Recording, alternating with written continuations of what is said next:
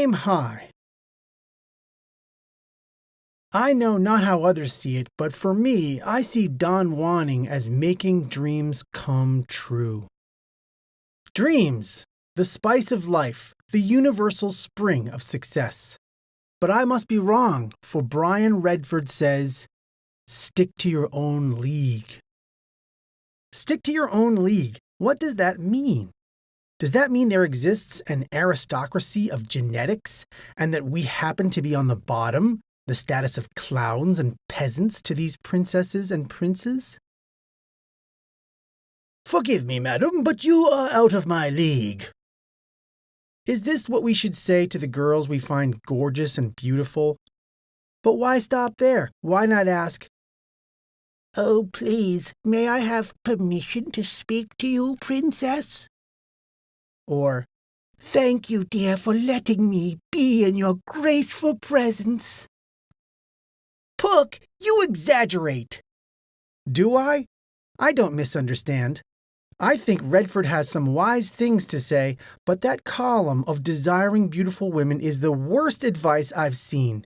Never seed your dreams, for you risk losing your soul. Redford says that there does in fact exist leagues, a type of genetic or social aristocracy.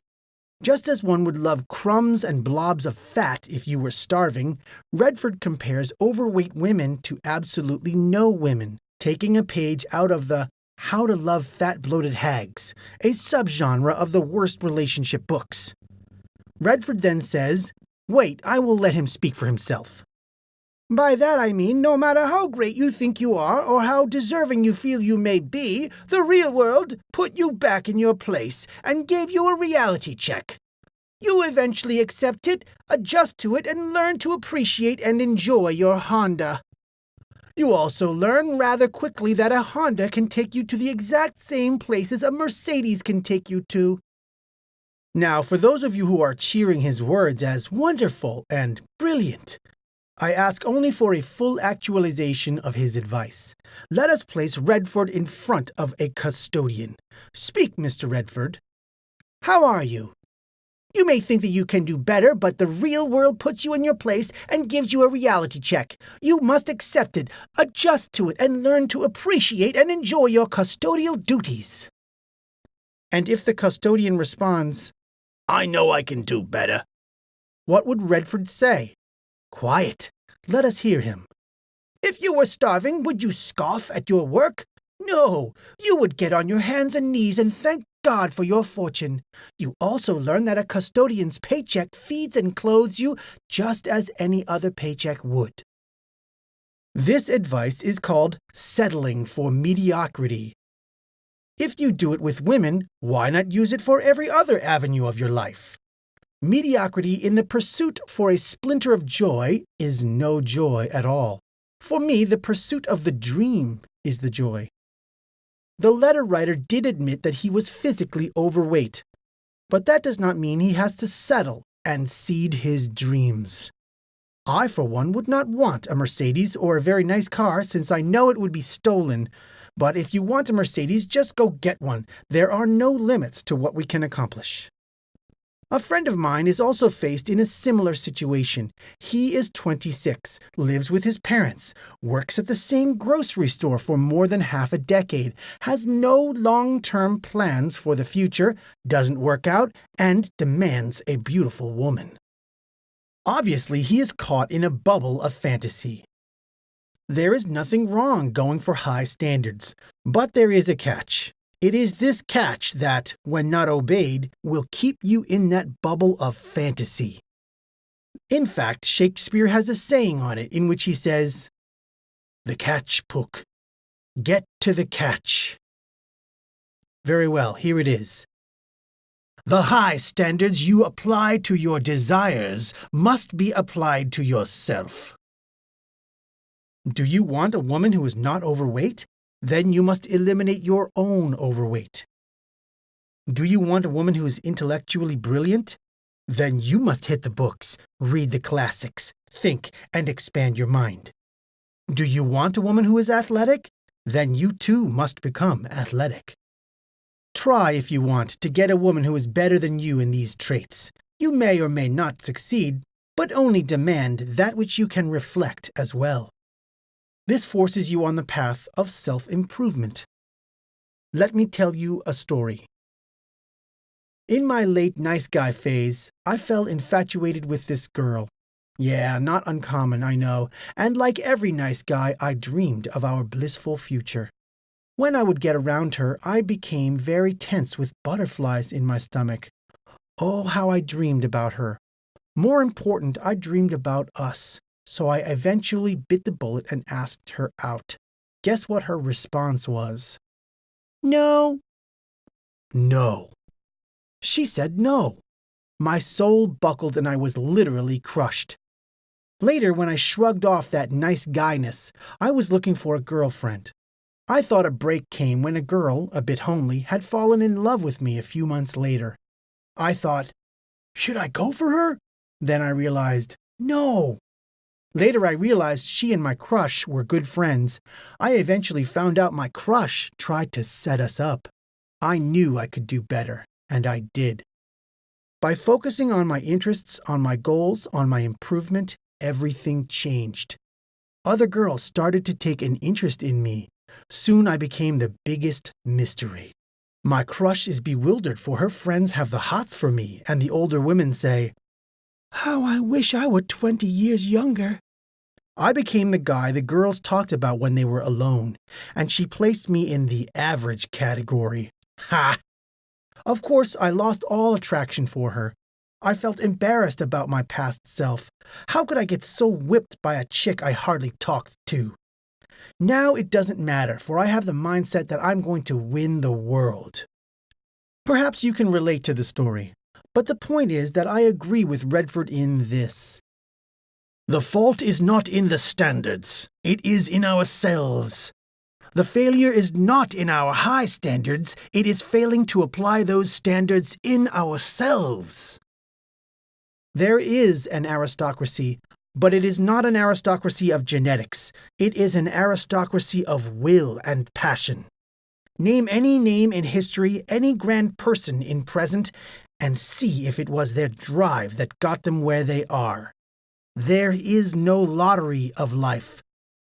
The leagues you see are the ones you create in your own mind. Anyone can get a beauty.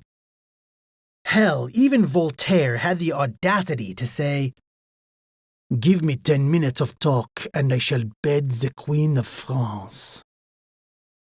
Aim high, and as each standard increases, so does yourself. In this manner, you benefit from your fantasy, for now it is tethered to reality, yanking you forward in your proper destiny. Aim high, and behold, for everything shall become new.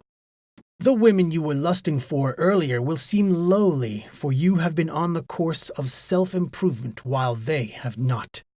You worked out, they remained scrawny. You read, they wasted their time. You saved money and pulled yourself up. They are locked in debt. Aim high, for Redford says, your life depends on it. And he is more correct than ever, but not in how he means it. Here is your choice. Settle for mediocrity or aim high. The former is simple, can occur right now, and only requires the selling of your dreams. The latter demands rigor. The higher you aim, the more rigorous, but your dreams can come true. Aim high, for Strindberg says, I dream, therefore I exist. For to dream is to become. On Kino. Commenter Deep Blue says, I've noticed the concept of Kino is almost as widely misunderstood as neg hits. So many newbies rush out there with neg hits as wild knights to destroy the hot chicks' castle-like egos. Likewise, so many newbies get creepy with the Kino. You're right, it is misunderstood. These are subtle tools, not sledgehammers. With anything, keep your attitude light and fun. If heaviness weighs down your spirit, don't go experimenting. So I wrote this to provide some added insight into what is really going on with Kino. Hopefully it will be of help to those who are interested. I am interested. Speak on, Mr. Deep Blue. The common view of Kino is that you're giving the woman pleasure and that this arouses her and makes her attached to you. If this is the common view of Kino, then there's a problem. That is certainly true. No, saying that Kino is to give the woman pleasure, why is the focus on the woman? No, the focus must be on yourself. Yes, she should find pleasure in the Kino, but you should find pleasure in the Kino too. You touch her because you want to, not because she wants it. Why? Because she wants to be touched and flirted with by every decent, cute guy. We are not play toys for their endless appetite of sexuality. And we're lucky we live in a time when doing Kino with a woman is considered acceptable as soon as you start getting to know her. In older times, guys like Casanova had to be extraordinarily seductive with their words, just so they could get to the point where they could begin to use Kino. Nah, the seduction of women hasn't really changed. The same rules apply. The only real difference in this age is that ugly chicks don't have dowries. How else can you get a man to marry them? And most women are financially independent. Also, males are afraid of being men and scared of their own sexuality. The AFC. Did you know that half of all marriages in the British colonies of North America, right around the War of Independence, was when the woman was already pregnant? These were the Puritans as well. Our ancestors were Don Juans. Why not we? But the key thing to understand about Kino is that when you initiate it with a chick whom you're just getting to know, is that it isn't merely an arousing stimulus, it also challenges the barriers between you. If I ever read another post that says, she did X and Y and then Z, oh, and look at how she did M and then went and did N, does she like me or is she being nice? The answer is, did you touch her? Kino always has a sure answer, as well as asking her out, but she can date you to be polite. She cannot fake her reaction to Kino. Kino is a great way to test their interest. Girls that don't like you or find you neutral will not like you touching them. Usually when I Kino a girl, it is very subtle. Everyone else in the universe thinks it is innocent. However, if a girl believes that you are being friendly versus liking her, she will choose to think that you like her. Thus, any Kino is interpreted as liking her. She usually then rains Kino back on poor Pook. She'll rub your arm, rub her body against you, anything. Whatever you do, do not Kino girls you are not interested in. I have done this, and these girls obsessed about me to the end. One planned out our marriage and all. Kino is that powerful. In fact, Deep Blue wishes to speak. The presence of those invisible barriers, which you both maintain in your minds, is really the key difference between being lovers and strangers. In your mind, yes, not in her mind. Women fall in love with their bodies. Men fall in love with their minds. It is from men that the idealized love springs from poetry to sculpture to paintings. Yet if women are caressed the right way, touched in the proper manner at the right speeds, then they are yours. This is why women want men that are experienced, because they want to feel that way. Women have no concept of idealization from the virtue of virginity or maidenhood, except in relation to society. Men's sexuality is focused and concentrated within his body. With a woman, her sexuality is diffused throughout her entire body.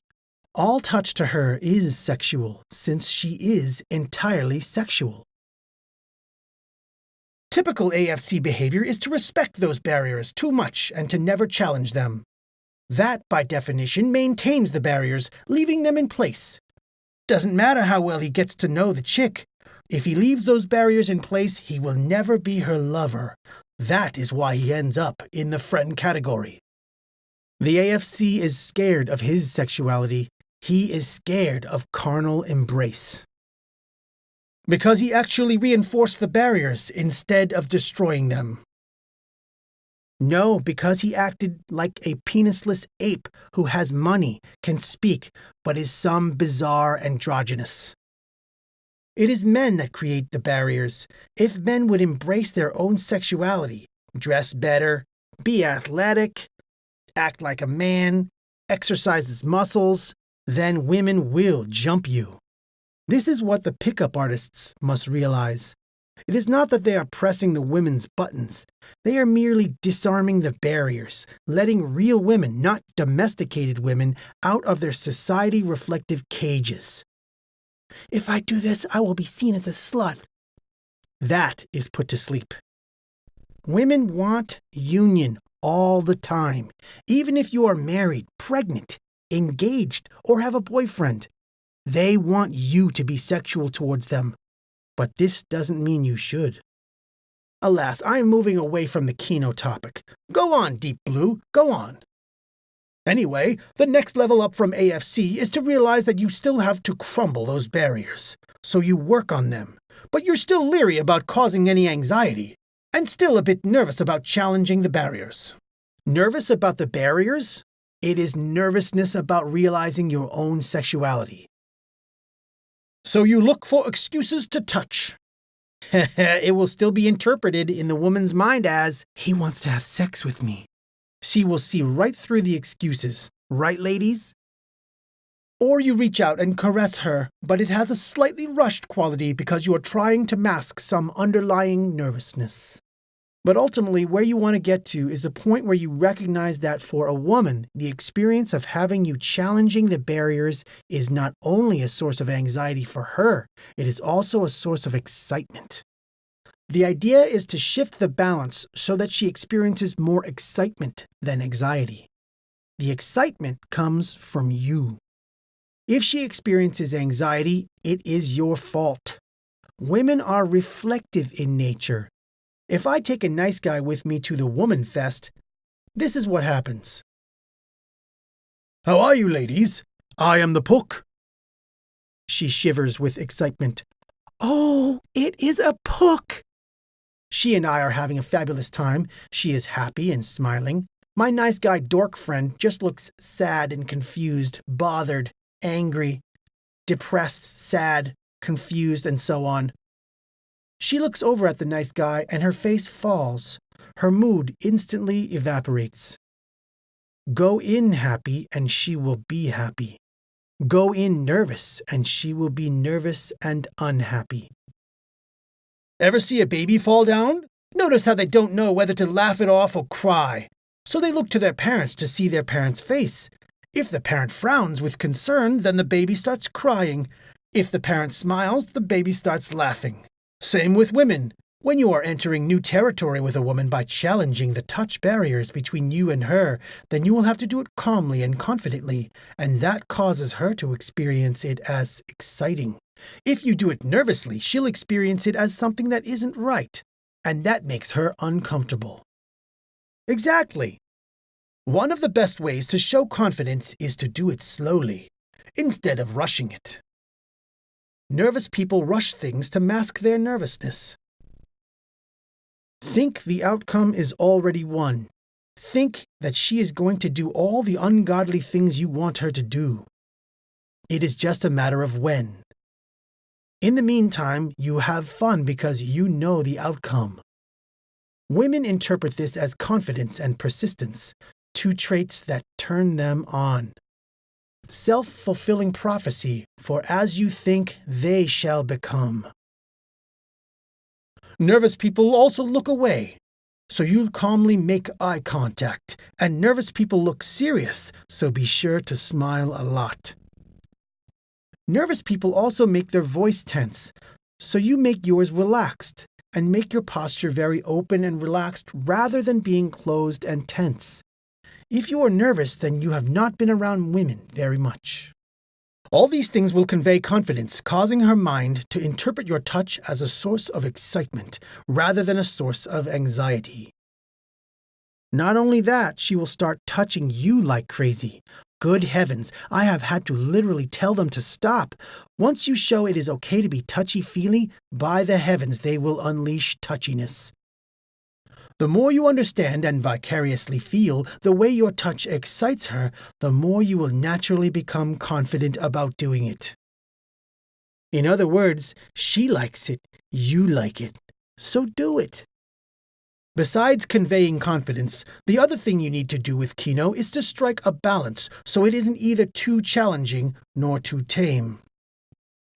As you start slowly caressing her hand, her arm, her waist or back, or maybe feeling her cheek or her hair with your hand, the ideal to strive for is that you want to keep her gently balanced on the very edge of being too excited. It is never too much for her to handle, nor so mild that it becomes tame. I don't caress them unless I'm going out with them or such. I usually touch them a little, and it's like the floodgates are open on touching the Pook. Kino is to make sure you are not a sexual mannequin, because sexual mannequins do not initiate Kino. They just stand there and smile. But after the touch, she thinks of you in flesh and blood terms. Then in the abstract image way. In other words, in a physical way. In Womaniverse, you cannot separate the physical from the sexual. Probably why girls fall in love with you during action dates, since they are using their bodies from dancing to skating and so on. What I've learned. I know everyone has different objectives on this forum. Mine was a long-term relationship. After being away from this forum for a long while, I realized what I think are conclusive things. Commenter anti-dump is right all the way.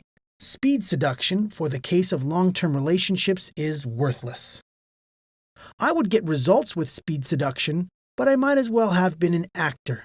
I enjoyed getting a response, but I was never happy. Forget neuro-linguistic programming. Forget speed seduction, unless you wish to practice them all your life. For a long-term relationship, they are worthless. Commenter anti-dump and the advice on this website is so much better and actually works. I have flaws, as does anyone else. Speed seduction could veil them, but I want to be accepted for myself and my flaws as well. True love demands the acceptance of the entire package.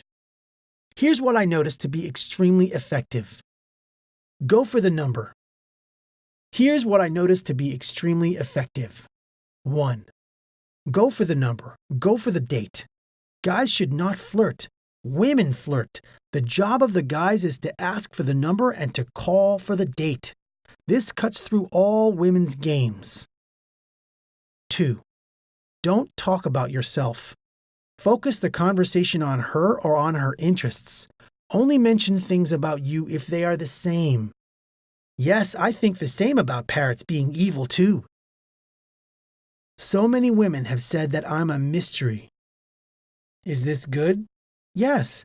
This is because when I do comment on myself, it is very vague and general. I keep my mouth shut. Also, you come across as a good listener. A good listener is the most sexiest trait a guy can have. 3. Demand respect. She may not give you her company.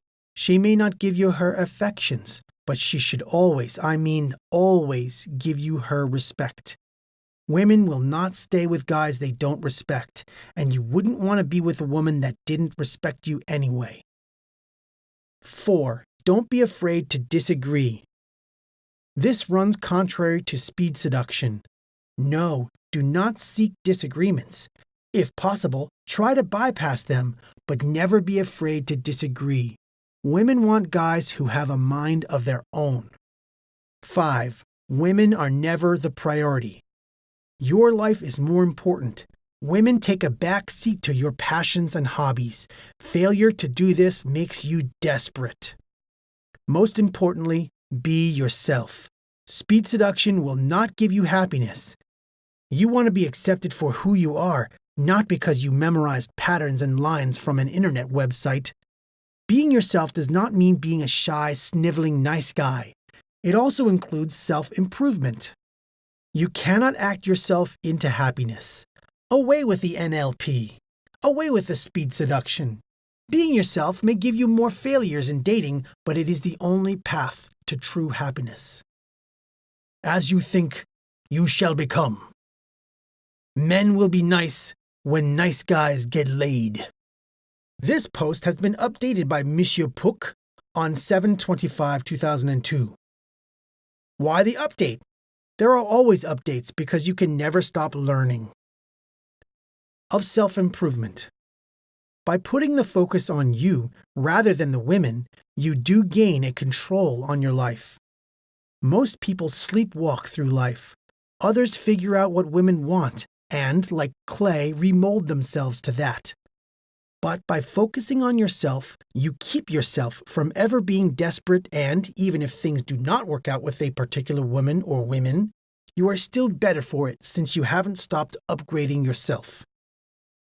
At every workplace since the Kill That Desperation post, I always enter being one way and leave another. For example, one job I enter being kinda cute to the girls there. I leave there being pretty damn cute, and enter the next job at the same level. Eventually I become hot and leave to the next. And I was a computer geek. If I could turn myself from a nerd into a stud, then anything is possible. In all your dealings with women, you are the only constant. Changing in how you think leads to a more correct action. A sound mind creates sound attraction. I won't lie, self-improvement will get you no girls. But it does make it much easier to obtain girls. If you don't have the balls to risk, then nothing you can do will get girls. Nothing. One thing that hasn't been stressed enough here is social improvement. This is beyond how to talk to a chick. This is being outgoing, which is hard to do when you are reading Don Juan posts. It's a classic catch-22. Yes, you can read and be Mr. Smart. Yes, you can pump weights and be tough. But if you aren't outgoing, you will still be single. Many guys here will fit into this description. They are good-looking and know it. They are fit. They know they want a cutie. But alas, there is a problem. It is not that they are shy. They have outgrown that. It is not that they are ugly. They are Adonises. No, it is that they are imprisoned in their own homes. Ask her out. To what? What should they do? They feel uncomfortable since it is not what they usually do. The only way to do something with confidence and with ease is to do it often. The Don Juan is not a mental trick, neurolinguistic programming or script, but a habit. Aristotle says, "We are the sum of our habits." You cannot read what is on this site and expect results. Habit is central, and habits change from how you think. To those guys plagued with an icy fear on what to do when dating and all, they should date themselves. Literally try taking yourself out. What would you do? What is the plan? The focus is fun. If usual dates don't come to your liking, then choose what you want to do. But Pook, she may not like what I want. But you are the focus. As commenter Anti-Dump always said, she must like your date ideas. If she says no, then oh well.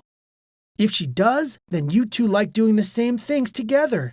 Dating is a machine to cycle through all the chicks and you get one that fits. It is not a bending over backwards to please the girl and woo her. Of seduction.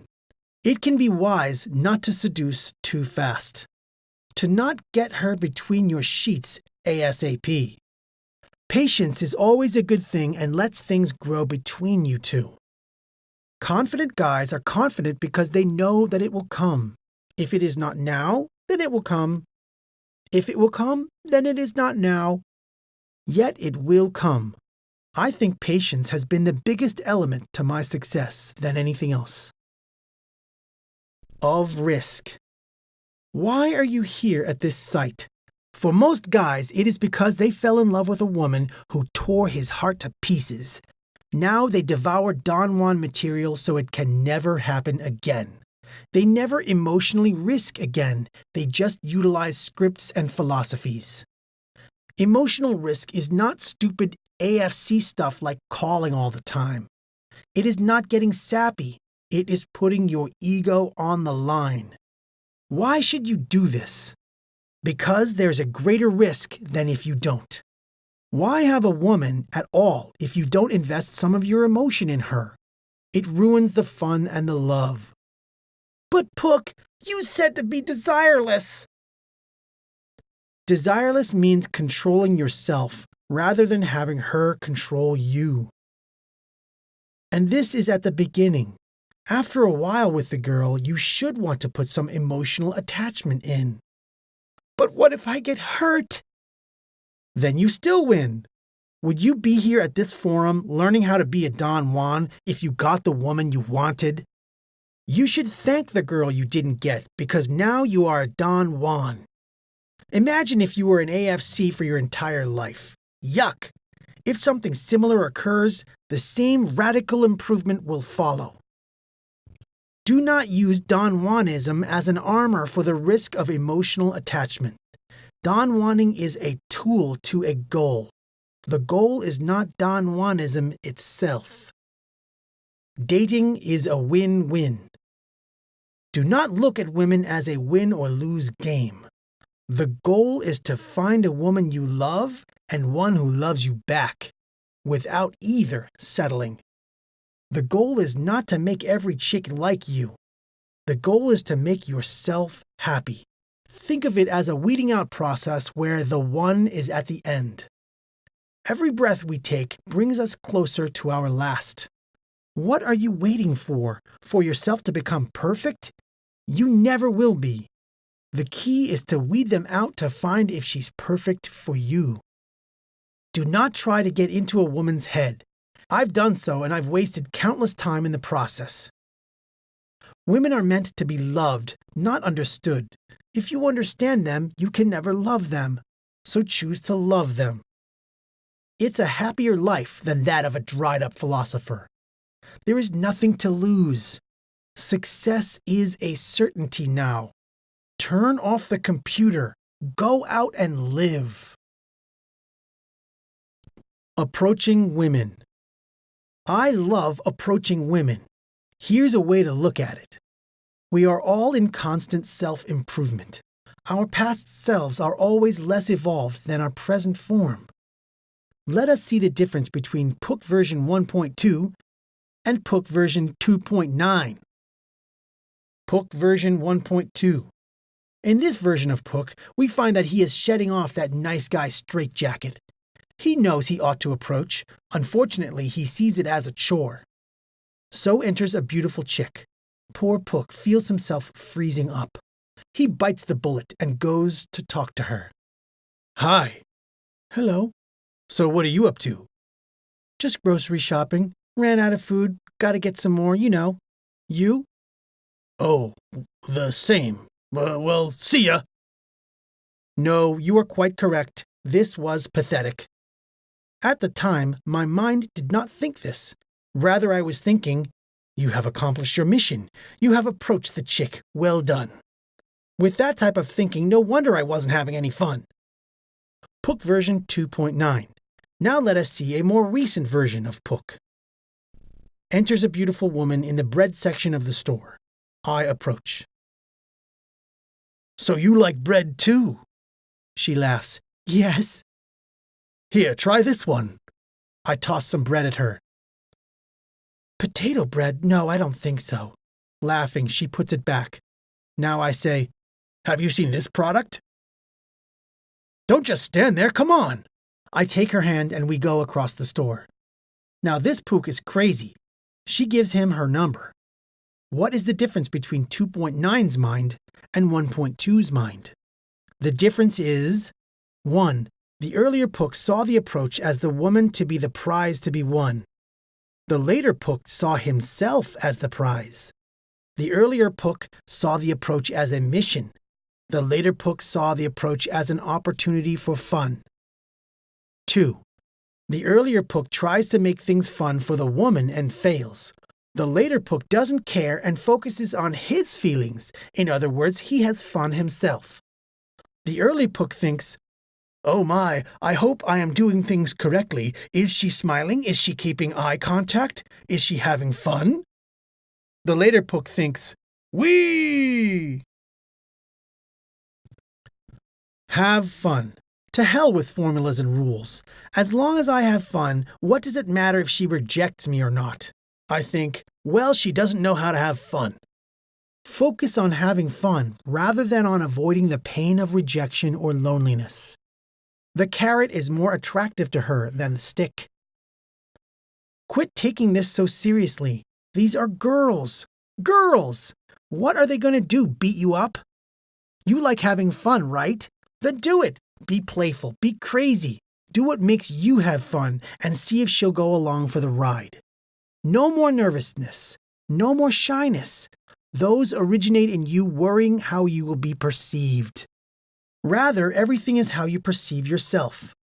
This makes the difference. Looks are more important to younger women.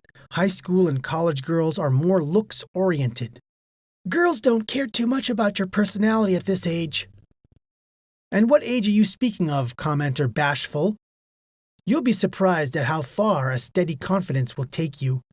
But I know this will not convince you. You think you've lost the lottery of life. I have some questions. How can you be happy in a relationship if you're not happy being single? If you want to be judged for your personality and not looks, do you likewise judge girls for their personalities and not their looks? Whatever standards you have for women, they must be applied to yourself as well. Do you pursue a chick's personality or her looks? I've been seeing this attitude of, it's all looks, boo-hoo, woe is me. If I had that same attitude, I'd be sitting in front of my computer every night getting drunk as my heart shrivels in the acid of bitterness. Commenter Bashful, I have no sympathy for you. Women are judged on looks more harshly. When a fat chick whines, guys are just after looks, you know what I say to them? What are you going to do about it? Usually these chicks either work out, make themselves thinner or more attractive, or they turn into a militant feminist with a bitter excuse of a heart. By letting their responses guide your actions, you are being shaped by your environment. In other words, being feminine. This isn't attractive in any situation or age. You are your destiny. What you do today shapes tomorrow. Think, dream, and never lose the name of action. 3 months from now, I want to come on this forum and I want to see a post by commenter Bashful saying, guys, this chick I'm with is awesome. Geez, I feel like the greatest guy in the world. You may think that's unrealistic, but on the Don Juan forum, it happens all the time. Now it's time for it to happen to you. But it will never come without action and proper mindset. We're behind you. Another update to this post. I now disagree with what I wrote here about the girls initializing dates and romance. I have never in my life seen a girl initiate a date for romantic interests. Guys confirm your interest by asking for their number. Just from observation, guys seem to fall in love much faster than girls do. The best defense I see from falling into infatuation so soon, so fast, is to have interest in other women. This will prevent the she's the only one for me disease. Men want sex. Women want relationships. If they make it hard for us, why should we not make it hard for them as well?